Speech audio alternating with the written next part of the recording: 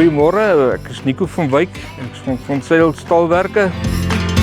Die rolsif doen ons al reeds baie jare. Dis 'n baie belangrike faset in elke boerdery opset. Deesdae veral hierdie jaar en die vorige jare is daar baie klein bytjies wat gesif moet word. Ook materiaal wat uitgesif moet word, soos groenpele by sojabone, oliebome. Dit is elke dag 'n uitdaging. As dit te nat is, kan jy nie noodwendig spuit nie. En daai word moeilik aanvaar by 'n koöperasie of jy verloor baie geld aan graadprobleme. Hierdie sif is 'n dubbeldrom rolsif wat ons tansie het. Sy omtrek is 5 meter en dan mielies kan hy doen tussen 30 en 40 ton per uur langs die land. Direk in die wa of die vragmotor wat silo toe gaan. En dit maak dit baie maklik. Nog een van ons baie belangrike produkte wat deesdae baie belangrik is op 'n plaas, is ons inline ripper of soos ons hom noem, die subsoiler.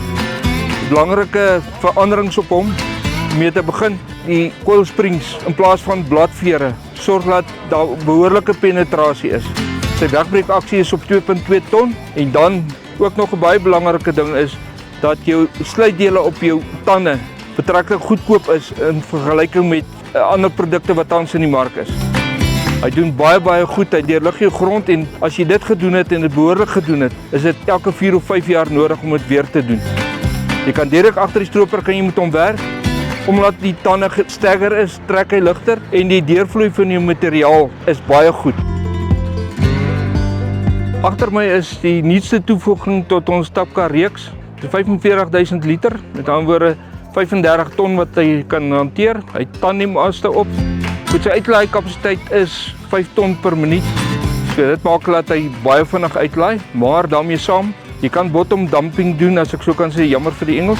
Dit is 'n silinder wat van die trekker af werk. Die ander funksie is dat jy sy sluys oop en toe kan stel, vir as die wa omtrent vol is, dat jy minder kan stel, dat hy maklik vol maak sonder om te mors. En dan kom ons standaard uit met seiltjies ook.